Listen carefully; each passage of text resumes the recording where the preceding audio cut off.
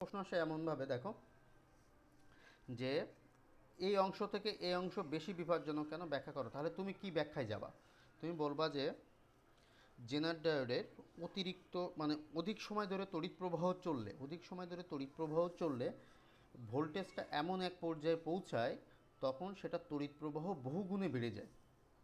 এখন তড়িৎ প্রবাহ এমন মানে বহুগুণে বেড়ে যেয়ে তখন এটি অতি পরিবাহীর মতো কাজ করে, তখন এটা নিয়ন্ত্রণে থাকে না এবং সেটা বিপজ্জনক আকার ধারণ করে। কিন্তু এমএন অংশে তড়িৎ প্রবাহর ফলে যখন এমএন অংশে পৌঁছায়, ঠিক আছে, তড়িৎ প্রবাহটা যখন এমএন অংশে পৌঁছায় তখন এটাকে নিয়ন্ত্রণে রাখা সম্ভব। কারণ কি, এখানে তখন অতি পরিবাহীর মতো আচরণ করে না এই অঞ্চলটা। ঠিক আছে, অতএব বলা যায় যে বিচি অংশ এমএন অংশ থেকে অধিক বিপজ্জনক। ক্লিয়ার? আচ্ছা, এটা তুমি সৃজনশীলে দেখতে পাবা, ঘতে পড়ে আছে। হ্যাঁ, এখন আমরা দেখব যে গতীয় রোধ কী। ঠিক আছে, এখন আমরা দেখব যে গতীয় রোধ কী। দেখো তাহলে গতীয় রোধ কী, এটা একটু আঁকি আবার। হ্যাঁ,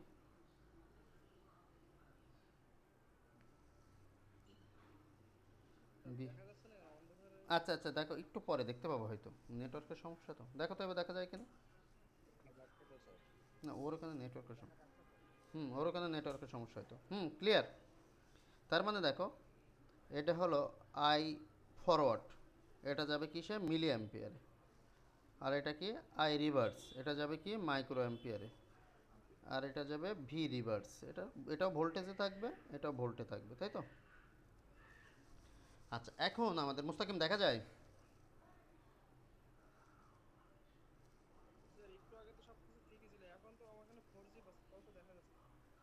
বাকিরা কি সবাই দেখতে পাচ্ছে? এবার দেখা যাচ্ছে? আচ্ছা আচ্ছা, একটু ধৈর্য ধরতে হবে। হ্যাঁ হ্যাঁ হ্যাঁ হ্যাঁ হ্যাঁ, ঠিক আছে। এবার খেয়াল করো সেই চিত্রটা। এখন গতীয় রোধটা কি? গতীয় রোধ বলতে বোঝাচ্ছে, দেখো এখানে দেখো প্রবাহটা কম, তার মানে রোধ বেশি। ঠিক আছে না? এখানে প্রবাহটা আরও একটু বেশি, তার মানে রোধ ধীরে ধীরে কমতেছে, কমতেছে না? দেখছো, ধীরে ধীরে কিন্তু রোধ কমতেছে, যত প্রবাহ বাড়তেছে তত রোধ কমতেছে। এইটুকু কি বুঝতে পারলে? যত বেশি প্রবাহ বাড়ছে তত রোধ কমছে, যত বেশি প্রবাহ বাড়ছে তত রোধ কমছে। তার মানে কি, এই যে প্রবাহটা, এটা কিন্তু রোধটা কিন্তু স্থির নাই, স্থির আছে যে একটা নির্দিষ্ট মানের রোধ। দেখো এখান থেকে কিন্তু এখানে সবচেয়ে রোধ বেশি ছিল, ধীরে ধীরে ধীরে ধীরে রোধ কমতেছে, রোধ কমতেছে, রোধ কমতেছে। আর এখানে দেখো ধীরে ধীরে রোধ কমতেছে, আর এখানে আসার পর কোনো রোধ নেই, অতি পরিবাহী হয়ে গেছে। ঠিক আছে, তাহলে আমরা ফরওয়ার্ড বায়াসের জন্য হিসাব করি। হুম হুম হুম হুম আমরা ফরওয়ার্ড বায়াসের জন্য হিসাব করি এই যে বিভিন্ন জায়গার রোধ বিভিন্ন রকম, তাহলে এরূপ রোধকেই আমরা কি বলছি, গতীয় রোধ। তাহলে গতীয় রোধ নির্ণয় করার সূত্র আছে, আমরা জানি ভি ইকুয়াল টু কি জানি, আই আর। ঠিক আছে, অর্থাৎ আই ইকুয়াল টু কী হবে, ভি ভি বাই আই। ঠিক আছে না? তাহলে ভি মানে কি লিখবো আমরা, ডেল্টা ভি। আর আই মানে কি লিখবো আমরা, ডেল্টা আই। আর আর কে কী লিখবো, ডেল্টা আর। কারণ কি, এখানে তো স্থির থাকছে না, পরিবর্তন থাকছে, এই জন্য ডেল্টা আর লিখছি, বা গতীয় রোধ বা পরিবর্তনশীল রোধ। হ্যাঁ, তাহলে ডেল্টা আর সমান সমান, দেখো ডেল্টা আর সমান সমান, এটাকে আবার এইভাবে লেখা যায়, ডেল্টা আর সমান সমান ভি টু বিয়োগ ভি অন, যাবে না লেখা?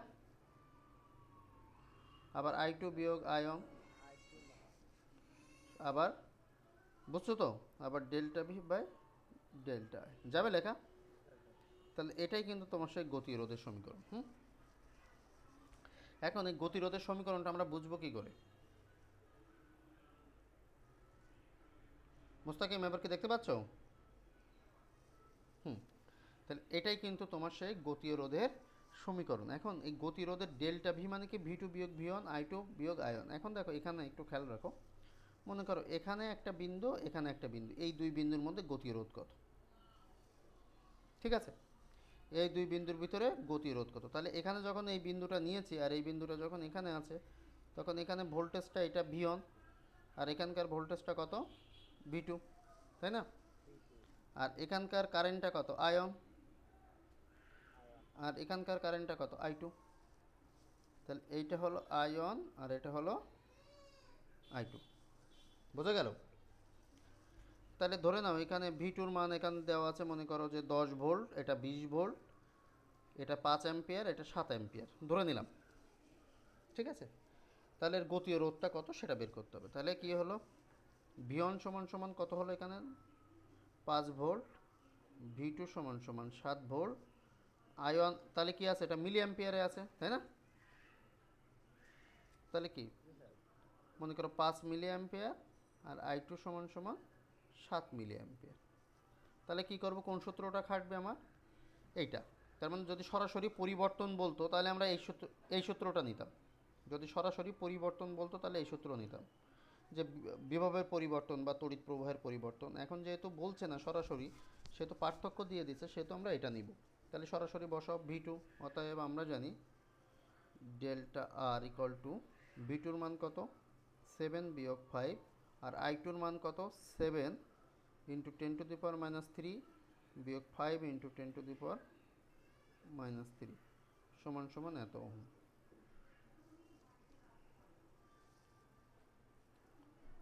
বুঝতে পেরেছি? তাহলে এত ওহম হবে, এটাই হলো গতিরোধ। তার মানে কি এখান থেকে কি আসবে, এই লেখচিত্র থেকে কি কে 1000। তাহলে এইটুকু অঞ্চলের জন্য গতিরোধ কত 1000।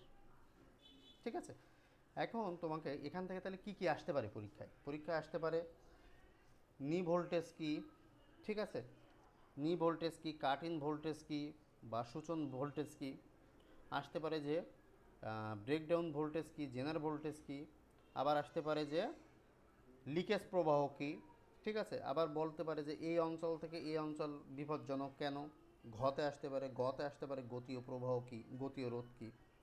বুঝতে পারলে? এইটা গেল জেনার ডায়োডের সংক্রান্ত টাইপ। এবার আসো, আমরা দেখেছিলাম না এর আগের দিন, হুম, এইটা এইটা মাত্র একটা বা দুটো বোর্ডে আসছে, একটা বোর্ডে মনে হয় আসছে যাবৎকাল, বুঝছো? এ যাবৎ, হ্যাঁ হ্যাঁ, এখানে একটা বা দুটো বোর্ডে মনে হয়, একটা বোর্ডে আসছে মনে হয় এ যাবৎকাল। হ্যাঁ, তো যাই হোক, এগুলো করতে হবে, এগুলো ইম্পর্টেন্ট অনেক। হ্যাঁ, যে কোনো সময় আসতে পারে। এখন আমরা গত ক্লাসে দেখেছিলাম ডায়োডের ব্যবহার, মনে আছে? ডায়োডের ব্যবহার দেখেছিলাম না, যে এসিকে ডিসিতে রূপান্তর করে, আর এই ডায়োড না থাকলে আমাদের কোনো কিছু চালানো সম্ভব হতো না, দেখেছিলাম। আচ্ছা, আজকে সেই ডায়োডের ব্যবহারেরগুলো প্রয়োগ দেখব, কীভাবে এসিকে ডিসিতে রূপান্তর করে। হুম, তাহলে দেখো, প্রথমে আমরা কি দেখেছিলাম, রেকটিফায়ার হিসাবে ডায়োড। হুম, এখন আমরা দেখব যে বা তড়িৎ প্রবাহকে একমুখীকরণ হিসাবে ডায়োড। তাহলে কি, যে তড়িৎ প্রবাহকে একমুখীকরণ, একমুখীকারক, সেটা কি হতে পারে, এক নম্বর অর্ধ তরঙ্গ রেকটিফায়ার হতে পারে, আর একটা হচ্ছে পূর্ণ তরঙ্গ রেকটিফায়ার। ঠিক আছে, লেখো অর্ধ তরঙ্গ রেকটিফায়ার,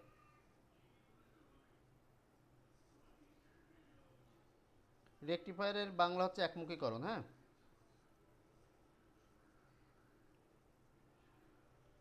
আর দুই হচ্ছে পূর্ণ তরঙ্গ রেকটিফায়ার।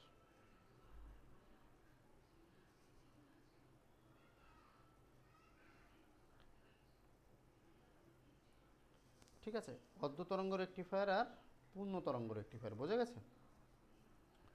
তড়িৎ প্রবাহকে একমুখী কারক হিসাবে আমরা কি দেখছি, অর্ধ তরঙ্গ রেকটিফায়ার, আর একটা দেখছি কি পূর্ণ তরঙ্গ রেকটিফায়ার। এখন অর্ধ তরঙ্গ রেকটিফায়ারটা কীভাবে ব্যবহার করতে পারি?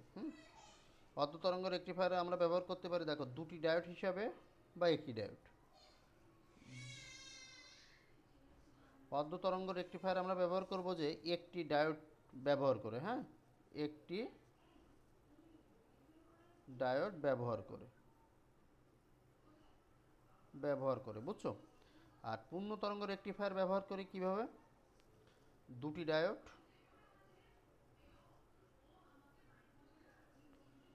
বা চারটি ডায়োড। চারটি ডায়োডের অপর নাম কি, ব্রিজ রেকটিফায়ার। হ্যাঁ, বা ব্রিজ রেকটিফায়ার। বুঝাইতে পারছি আমি? কি বললাম, তড়িৎ প্রবাহকে একমুখী কারক হিসাবে আমরা ব্যবহার করছি যে অর্ধ তরঙ্গ রেকটিফায়ার, যেখানে আমরা একটি ডায়োড ব্যবহার করব, আর পূর্ণ তরঙ্গ রেকটিফায়ারে আমরা দুটি ডায়োড বা চারটা বা রেকটিফায়ার হিসাবে ব্যবহার, ব্রিজ রেকটিফায়ার। তাহলে এখানে তখন তোমার পূর্ণ তরঙ্গ বলে দেয়, তখন তোমাকে হয় ব্রিজ রেকটিফায়ার বলে দেয়, বা তোমার বলে পূর্ণ তরঙ্গ রেকটিফায়ার বের করো। তার মানে আমরা যদি ব্রিজটা শিখবো সবগুলোই, কিন্তু ব্রিজটার গুরুত্ব বেশি দিতে হবে, কারণ এটা নাম ধরে আসে। আর নাম ধরে না আসলে তুমি এটাও লিখতে পারো। ঠিক আছে, আসো প্রথম আমরা অর্ধ তরঙ্গ রেকটিফায়ারটা দেখি। এক, অর্ধ তরঙ্গ।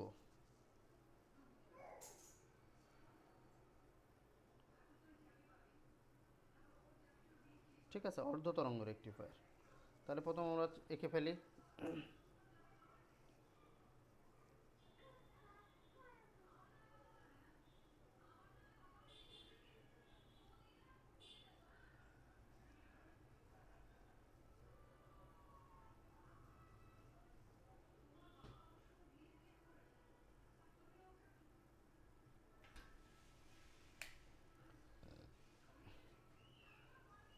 ঠিক আছে, এটা কিন্তু ইনপুট, আর এটা কিন্তু আউটপুট।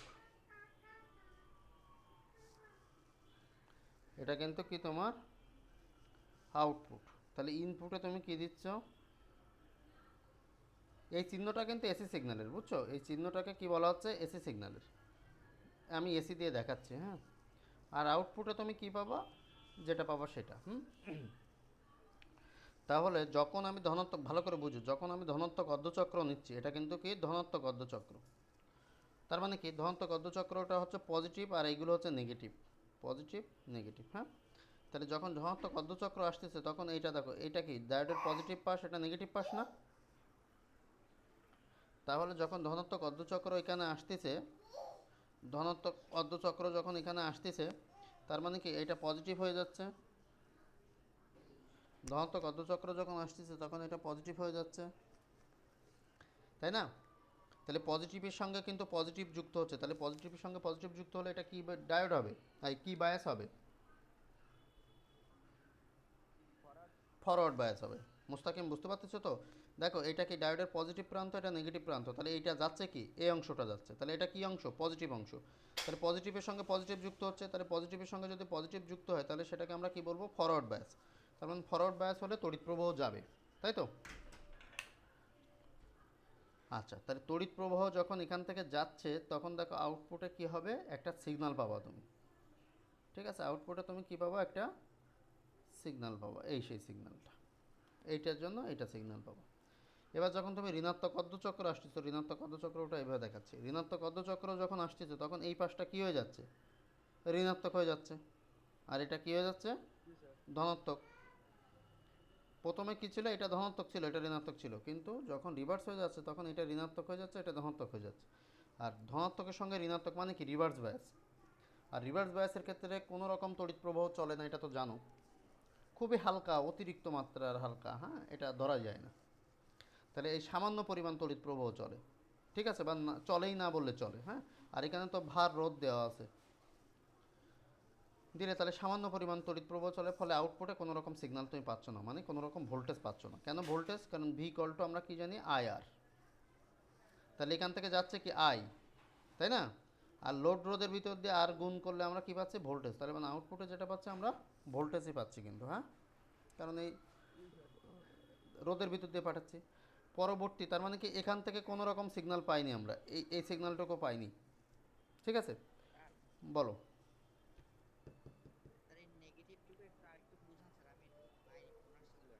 আচ্ছা, ঠিক আছে, তাহলে ধনাত্মকটুকুকে বুঝছো? তাহলে ঋণাত্মক অর্ধচক্রের জন্য খেয়াল করো, এই ঋণাত্মক অর্ধচক্রের জন্য, হ্যাঁ, তখন এই পাশটা কী হয়ে যাচ্ছে? ঋণাত্মক, তাই না? আর এই পাশটা কী হয়ে যাচ্ছে? ধনাত্মক। তাহলে ঋণাত্মক পাশের সঙ্গে ডায়োডের কোন পাশ যুক্ত হচ্ছে? ধনাত্মক পাশ। তার মানে এটা কি কি বায়াস হয়ে যাচ্ছে? রিভার্স বায়াস হয়ে যাচ্ছে। তাহলে যদি রিভার্স বায়াস হয়, তাহলে কোনো রকম তড়িৎ প্রবাহ যাবে না। যাবে না, কোনো রকম তড়িৎ প্রবাহ যাবে না, ফলে আউটপুটে কোনো সিগন্যালই পাবা না। পাবা না। তাহলে পরবর্তী ধনাত্মক অর্ধচক্রের জন্য আবার এটা কি হয়ে যাবে? ধনাত্মক হয়ে যাবে। তাহলে ধনাত্মক যখন হয়ে যাবে, তখন এইটা কি আবার ফরওয়ার্ডে থাকবে, ফলে আউটপুটে তুমি আবার এরকম একটা সিগন্যাল পাবা।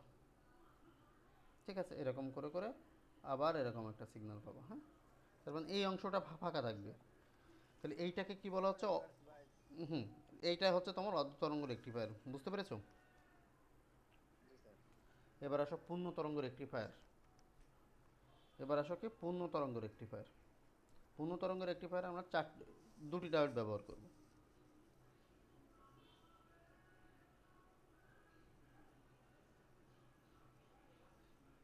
ঠিক বাংলাটা দিবা এইভাবে, যেভাবে বলা আছে ওইভাবে লিখে দেব, পূর্ণ তরঙ্গ রেকটিফায়ার। আসো এবার পূর্ণ তরঙ্গ রেকটিফায়ারটা কী হবে। তাহলে এখানে আমি কয়টা ডায়োড ব্যবহার করব বলেছিলাম? দুইটা। তা করে ফেলো সেই দুইটা ডায়োড।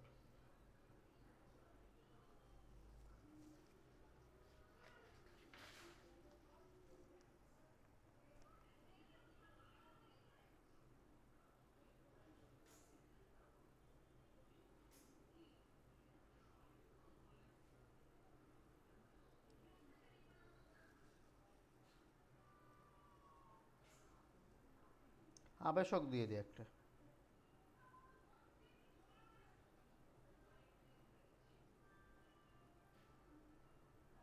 মুখ্য কুণ্ডলী গৌণ কুণ্ডলী, হ্যাঁ এটা মুখ্য এটা গৌণ।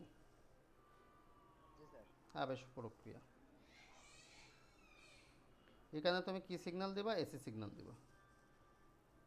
এই হলো এসি সিগন্যালের চিহ্ন, অর্থাৎ এইটা দিবা তুমি। বোঝা গেল? আর এটা হলো সেই তোমার লোড রোধ, ভার রোধ, আর এল। এটা হলো ডি1, এটা হলো ডি2। ঠিক আছে? এই এখন আমরা কার্যক্রম শুরু করব। তাহলে ভালো করে বোঝার চেষ্টা করো। প্রথম ধনাত্মক অর্ধচক্রের জন্য সবাই আছে তো?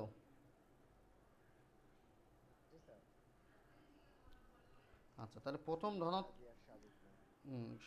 ওদের জন্য রেকর্ড করে রাখতেছি, কিন্তু গাজী নেই কেন?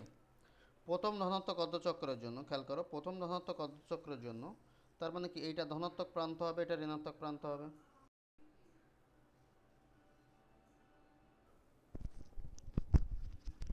আমরা আবার শুরু করলাম। ঠিক আছে, এখন খেয়াল করো, এইটা হলো তোমার সে পূর্ণ তরঙ্গ রেকটিফায়ার। তাহলে কি হলো? প্রথম ধনাত্মক অর্ধচক্রের জন্য এটা ধনাত্মক, এটা ঋণাত্মক, এটা ধনাত্মক, এটা ঋণাত্মক, এটা ধনাত্মক। বুঝছো? তাহলে বুঝতে পারতেছো তো? হুম, এখানে একটু জুম করে দিলে আরও ক্লিয়ার বুঝে যাবে। দেখো, প্রথম ধনাত্মক অর্ধচক্রের জন্য ভালো করে বোঝো, প্রথম ধনাত্মক অর্ধচক্রের জন্য তাহলে কি হবে? এটা পজিটিভ, এটা নেগেটিভ, তাই না? তাহলে ডি1 ডায়োডটা কি হবে? ফরওয়ার্ড হয়ে যাবে। আর ডি2 ডায়োডটা কি হয়ে যাবে? রিভার্স হয়ে যাবে। তার মানে এই পথ দিয়ে কোনো কিছু যাবে না, যাবে না। তাহলে এই পথ দিয়ে যে, এই পথ দিয়ে যে এখানে যখন আসবে, দেখো খেয়াল করো, এখান থেকে এসে যেহেতু এটা পজিটিভ, এখান থেকে যাবে, এই পথ দিয়ে তো যাবে না। তার মানে এটা মনে করো পথ বন্ধ। তাহলে এখান থেকে এসে এখানে যখন আসবে তখন তুমি আউটপুটে এই দেখো এরকম আর একটা সিগন্যাল পেলে। ঠিক আছে? এবার ঋণাত্মক অর্ধচক্রের জন্য তখন কি হয়ে যাবে? তখন এটা ঋণাত্মক হয়ে যাবে, আর এটা কি হয়ে যাবে? ধনাত্মক হয়ে যাবে। বুঝতেছো তো? কারণ এই দেখো ঋণাত্মক প্রান্তে, তখন এটা কি হয়ে যাবে? রিভার্সে হয়ে যাবে, অর্থাৎ আর এটা ফরওয়ার্ডে হয়ে যাবে। তখন কি হবে? বিদ্যুৎটা এই পথ দিয়ে যে, এই পথ দিয়ে যখন এখানে আসবে তখন তুমি এই আউটপুটে আরও এরকম একটা সিগন্যাল পাবো। ঠিক আছে? অনুরূপভাবে পরবর্তী ধনাত্মক অর্ধচক্রের জন্য এটা পজিটিভ হবে, এটা নেগেটিভ হয়ে যাবে। তাহলে আবার সেই ডি1 ফরওয়ার্ড, ডি2 রিভার্স। তার মানে কি আবার সিগন্যালটা তুমি এরকম করে পাবা। তার মানে কি এরকম করে করে চলতে থাকবে। তার মানে কি ফরওয়ার্ড বায়াসের জন্য ডি1 ফরওয়ার্ড, ডি2 রিভার্স। আর নেগেটিভ নেগেটিভের জন্য ডি1 রিভার্স, ডি2 ফরওয়ার্ড। তার মানে কি আউটপুটে তুমি এরকম একটা সিগন্যাল পেয়ে যাচ্ছ। তার মানে দেখো এটা পূর্ণ তরঙ্গ হচ্ছে, একটা তরঙ্গ একটা তরঙ্গ। দেখো সবার দিক কিন্তু একদিকে, একদিকে না, একদিকে। এইটাকে বা এইভাবে লেখা যায়, এইটা বা এইটা একই জিনিস। বুঝতে পারতেছো? এইটা হচ্ছে পূর্ণ তরঙ্গ রেক্টিফায়ার। আর আগেরটা আর এইটার পার্থক্য দেখো, আগেরটা আগেরটা কয় এই, এইটার হ্যাঁ দেখাচ্ছে, আর এইটার অর্থ হলো এরকম। ঠিক আছে? এই যে এখানে এখানে এই যে গ্যাপ। লাস্টেরটা বলো। আরেকবার বলবো তাই? আচ্ছা, হ্যাঁ হ্যাঁ, পেয়েছি পেয়েছি। আমিও ধারণা করেছি তুমি। ঠিক আছে, আচ্ছা, খেয়াল করো তাইলে। এটাকে বুঝতে পেরেছো তাইলে? আমি আগে আরেকবার বলবো। হ্যাঁ, দেখো, এসি সিগন্যালের ধনাত্মক অর্ধচক্রের জন্য, এসি সিগন্যালের ধনাত্মক অর্ধচক্রের জন্য এটা কি হয়ে যাবে? এসি সিগন্যালের ধনাত্মক অর্ধচক্রের জন্য এটা পজিটিভ হয়ে যাবে আর এটা নেগেটিভ হয়ে যাবে। ঠিক আছে, এটা পজিটিভ, এটা নেগেটিভ। তাহলে যখন এটা পজিটিভ থাকবে তখন ডি ওয়ান ডায়োডটা কী হবে? ফরওয়ার্ড বায়াসে থাকবে, আর ডি টু ডায়োডটা কী থাকবে? রিভার্স বায়াসে থাকবে। হুম। ফলে ডি টু ডায়োড দিয়ে কোনো রকম তড়িৎ প্রবাহিত হবে না, আর ডি ওয়ান ডায়োড থেকে যে তড়িৎ প্রবাহ হবে সেটা লোড রোধের ভিতর দিয়ে বা ভার রোধের মধ্য দিয়ে আউটপুটে একটা ভোল্টেজ পাবো, সেই ভোল্টেজটা হচ্ছে এই। আবার আসো, ঋণাত্মক অর্ধচক্রের জন্য, এই যে ঋণাত্মক অর্ধচক্রের জন্য এটা কি হয়ে যাবে? নেগেটিভ হয়ে যাবে, এটা কি হয়ে যাবে? পজিটিভ। তার মানে কি? ঋণাত্মক অর্ধচক্রের জন্য খেয়াল করো, তখন এটা কি হয়ে যাবে? পজিটিভ হয়ে যাবে, আর এটা কি হয়ে যাবে? নেগেটিভ। তাহলে যখন এটা পজিটিভ হয়ে যাবে আর এটা নেগেটিভ হয়ে যাবে, তার মানে এটা রিভার্স বায়াসে চলে যাবে। ডিওনটা, ডিওনটা কিসে চলে যাবে? রিভার্সে। আর ডি টুটা কিসে চলে যাবে? ফরওয়ার্ডে। তখন লোড রোধের ভিতর দিয়ে, লোড রোধের কারণে আউটপুটে এ আর একটা ধনাত্মক মানে একটা সিগন্যাল পাবো আর কি। ভোল্টেজ ড্রপ পাবো। পরবর্তী ধনাত্মক অর্ধচক্রের জন্য খেয়াল করো, পরবর্তী ধনাত্মক অর্ধচক্র, এটা ধনাত্মক অর্ধচক্রের জন্য এটা ফরওয়ার্ড মানে পজিটিভ হয়ে যাবে, আর এটা নেগেটিভ হয়ে যাবে। তাহলে পজিটিভের জন্য ডিওটা ফরওয়ার্ড, ডিওন ডায়োডটা কী হয়ে যাবে? ফরওয়ার্ড হয়ে যাবে। ফলে আউটপুটে তুমি এরকম আর একটা সিগন্যাল পাবা। তো এরকম করে করে সিগন্যাল চলতেই থাকবে। তাহলে এরূপটাকে আমরা কি বলছি? যে পূর্ণ তরঙ্গ রেকটিফায়ার। এটা বুঝতে পেরেছো সবাই? বলো। না, এটা হলো মুখ্যকুণ্ডলী গৌণকুণ্ডলী আবেশ প্রক্রিয়ায় যাচ্ছে, কোনো সমস্যা নেই। লাস্টের ওইটা মানে কোনটা বলো? এই এটা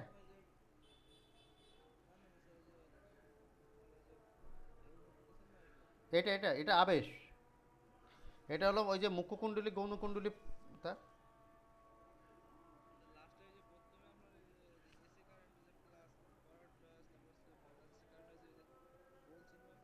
এইটা এটা এটা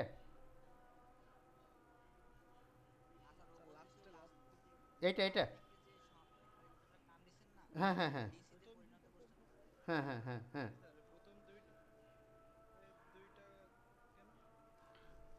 মানে এইটার এটাই একই জিনিস, ঠিক আছে। এইটার দিক কোন দিকে দেখছো? এই দিকে। এটার দিক কোন দিকে? এই দিকে। এটার দিক কেন? সবার দিক কিন্তু একই দিকে। আর বিপরীত দিক কোনটা দেখো? এটা কিন্তু দিক পরিবর্তন করতেছে, করতেছে না সাপের মতো? আর এটার দিক দেখো একই দিকে। তাহলে এইটার দিক আর এটার এর কম্পাঙ্ক নেই। তাহলে এইটার এইটাকে এইভাবে লেখা যায়, এই জন্য বলছে এইটা বা এইটা একই। এটা ডিসি না? এটা তো সবাই আমরা চিনি, কিন্তু প্রকৃতপক্ষে এইভাবে পাই আমরা। মুস্তাকিম। আচ্ছা, এখন দেখো, এইটা, এইটার তো এখানে এখানে নাই আছে, এই জন্য এটাকে লিখছি এ একটা, এইটার জন্য এইটা, এটার জন্য এইটা, আর এই যে গ্যাপগুলোই। ঠিক আছে। এই এখন আমরা দেখবো যে ব্রিজ রেকটিফায়ার সবচেয়ে গুরুত্বপূর্ণ যেটা, এটাকে বুঝতে পেরেছো? লিখতে পারবো না নিজের ভাষায়? আচ্ছা ঠিক আছে। এইটাই, যা যা বললাম সেটাই তোমাকে লিখতে হবে, তুমি যা বুঝেছো সেটাই। হ্যাঁ হ্যাঁ, বাংলা সৃজনশীল। ইলেকট্রনিক্স মানে বাংলা সৃজনশীল। নিজের ভাষায় বুঝে নিজের ভাষায় লিখতে হবে। হ্যাঁ, দেখো, এই ইলেকট্রনিক্স তুমি 5টা বই পড়বা, 5ভাবে লেখা। ঠিক আছে। এই এক, যেটা বলতেছি এটা যদি তোমার সহজ হয় এটাই পড়বা। ঠিক আছে, যা বুঝবা তাই লিখবা, এখানে বেশি কিছু না। ইলেকট্রনিক্স মানে কম। এবার দেখো ব্রিজ রেকটিফায়ার,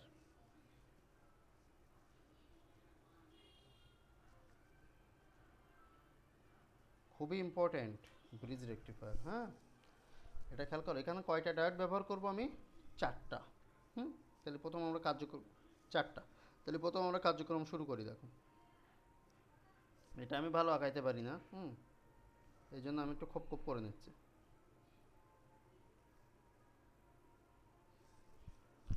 ডায়োডগুলো আগে বসায়।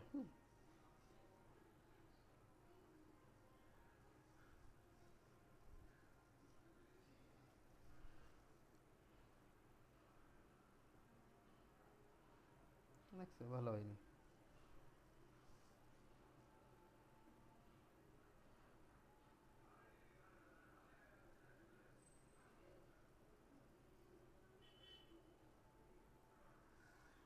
ঠিক আছে, বুঝতে পারতেছো তো?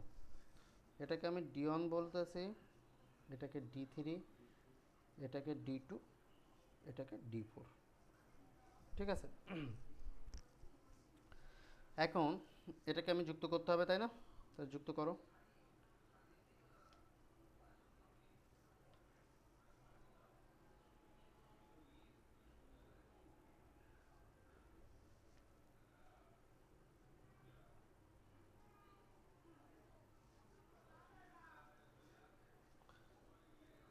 একবারে আর ইয়ে না করে একবারে দিয়ে দিলাম। এই যে এসে সিগন্যাল, মনে করো এই মাথা আলোয়। ঠিক আছে, এবার খেয়াল করো, এই দুই প্রান্ত তো ফাঁকা ফাঁকা না? এটার অর্থ হলো এই তারের সঙ্গে এই তারের কোনো সংযোগ নেই।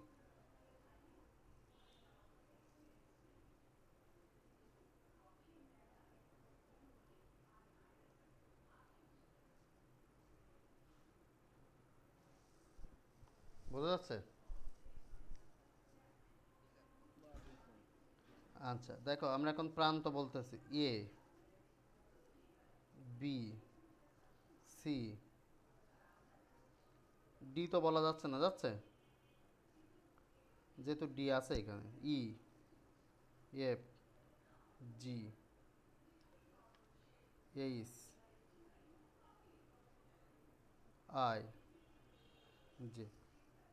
ঠিক আছে, বুঝতে পারতেছো তো? আচ্ছা, কার্যক্রম কার্যক্রম শুরু। দেখো, ভিন্ন কালার কলমটা কই গেল, তা খুঁজে পাচ্ছি না। আচ্ছা দেখো, ধনাত্মক অর্ধচক্রের জন্য এটা কি, ধনাত্মক অর্ধচক্রের জন্য তাহলে কি হবে, এই পাশটা কি হবে, পজিটিভ হয়ে যাবে, এই পাশটা কি হয়ে যাবে, নেগেটিভ। ভালো করে বুঝবো কিন্তু, একটা বুঝলে সব হয়ে যাবে। তাহলে এটা পজিটিভ যখন হয়েছে তখন কারেন্টটা কোন পথ দিয়ে যাবে, এই পথ দিয়ে যাবে, তাই না? যে এখানে এসে পৌঁছাবে, তাই তো? তাহলে এখান থেকে যাচ্ছে দেখো, এ থেকে বি যাচ্ছে, বি এর পরে কোন দিকে যাবে, এই দিকে তো যাবে না, এটা রিভার্স হয়ে যাচ্ছে, যাচ্ছে না? তাহলে যাবে কোন দিকে, এই দিকে। এখান থেকে যাবে এখানে, এখান থেকে আবার এই দিকে যাবে না, যাবে এই দিকে যাবে, যার পরে এই পথ দিয়ে আসবে। দেখো এটা হলো লোড রোধ RL, এই দিকে যাবে, দেখতে পাচ্ছ তো? এই আসার পরে এই দিক দিয়ে এই গেল, এই, যেহেতু এই দিক দিয়ে আর যাইতে পারবে না, পারবে? এই দিক দিয়ে গেলে তো আর পথ আবার ঘুরতে হবে তাকে। তার মানে সহজ পথ এখানে আসার পথ হলো কোনটা, এইটা। যখন এখানে আসলো আউটপুটে এরকম একটা সিগন্যাল পেল। ক্লিয়ার? তার মানে কি কি পথে গেছি, পথগুলো বলো। তার মানে ধনাত্মক অর্ধচক্রের জন্য, হ্যাঁ হ্যাঁ, আমি আমি বলতেছি, দেখো ধনাত্মক অর্ধচক্রের জন্য, ঠিক আছে, এসি সিগন্যালে ধনাত্মক অর্ধচক্রের জন্য লেখো, ধনাত্মক অর্ধ চক্রের জন্য। খেয়াল করো কোন কোন, তাহলে ধনাত্মক অর্ধচক্রের জন্য এটা পজিটিভ এটা নেগেটিভ হয়ে গেল, তাহলে কোন কোন পথে গেল, এ বি, দেখো A B, C, E, E, F, তারপরে জি, তারপরে কি এইচ, তারপরে আই, তারপরে জে। ঠিক আছে, তখন তোমার আউটপুটে এরকম একটা সিগন্যাল পেলে, কিন্তু এখানে ফরওয়ার্ডে আছে কে কে, দেখো তো। এখানে আসার পরে এটা কিন্তু রিভার্সে হচ্ছিল, তাহলে এটা ফরওয়ার্ড, তাহলে এই পথে তড়িৎ চলে, তাই না? তড়িৎ চলে। সেক্ষেত্রে সেক্ষেত্রে কে কে থাকবে, D1 আর D2, D1 আর D3 ফরওয়ার্ডে থাকবে, D1 D3 ফরওয়ার্ড বায়াসে, তাই না? ফরওয়ার্ড বায়াসে। এবং D2 আর D4 কিসে, D2 ও D4 রিভার্স বায়াসে থাকে। ঠিক আছে, আরবি রিভার্স বায়াসে থাকে, বোঝা গেছে? ফলে আউটপুটে কি পাচ্ছ? একটি সিগন্যাল পাচ্ছ। ঠিক আছে, একটি সিগন্যাল। শেষ। এবার ঋণাত্মক অর্ধচক্রের জন্য, মজা না?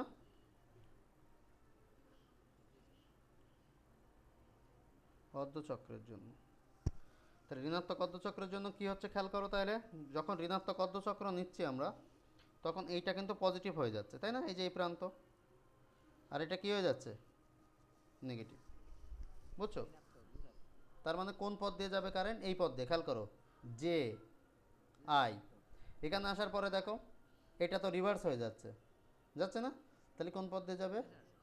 এই পথ দিয়ে। যার পথে কোথায় যাচ্ছে দেখো, এই পথ দিয়ে যাইতে পারছে না, পাচ্ছে না, রিভার্সে। তাহলে এই পথ থেকে এই পথে এসে, এই পথে এসে, এই পথে এসে, এখানে এসে এইভাবে যে এই এই তখন আউটপুটে আর একটা সিগন্যাল পাচ্ছ। ঠিক আছে, তার মানে কি কি পথে গেলাম দেখো, জে আই। না না না, এই একটা চিত্র তুমি এভাবে বাংলা লিখে দিবা, শেষ। না, বাংলায় বলে দিচ্ছ তুমি, তুমি তাহলে ভিন্ন ইয়া দিবা, একটা এই পাশে একটা এই পাশে, কোনো সমস্যা নেই, এটা তো তোমার বোঝাচ্ছি। তুমি তো স্যাররে বোঝাবা না, তুমি শুধু লিখে দিবা, স্যার বুঝিয়ে ফেলবে। তাহলে কি হলো? জে আই, ঠিক আছে, সি, তারপরে কি ই, তারপরে কি এফ, তারপরে জি, তারপরে এইচ, তারপরে কোথায় যাব? বি, তারপরে এ। এই পথে, একই পথে লিখবো, এই পথে তড়িৎ চলে। হ্যাঁ, আর বাংলাটা আমি লিখলাম না, হ্যাঁ, পারবা তো? এই পথে তড়িৎ চলে। সেক্ষেত্রে এক্ষেত্রে ফরওয়ার্ড কে কে আছে? D4 R D2। D4 O D2 forward by আছে, তাই না? এবং D1 ও D3 কিসে আছে? রিভার্স বাই আছে।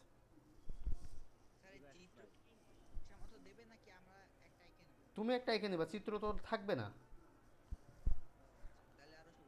চিত্র তো থাকবে না, তোমাকে বলবে যে পূর্ণ তরঙ্গ রেক্টিফায়ার। প্রশ্ন কিভাবে থাকবে জানো? প্রশ্ন থাকবে, আমি তোমাকে দেখাচ্ছি, দাঁড়াও এক সেকেন্ড।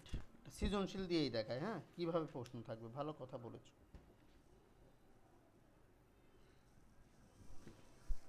একটা কোশ্চেন, বুঝতে পেরেছো? তার মানে এই দুটো লিখে দিয়ে দিলে হবে। তারপরে বলবা যে পরবর্তী ধনাত্মক অর্ধচক্র এবং ঋণাত্মক অর্ধচক্রের জন্য উপরোক্তের মতো সিগন্যাল পাবো।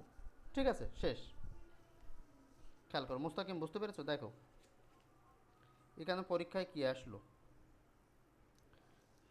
এটা খেয়াল করো, এটা দিয়ে আমি তোমাকে ব্যাখ্যা দিই।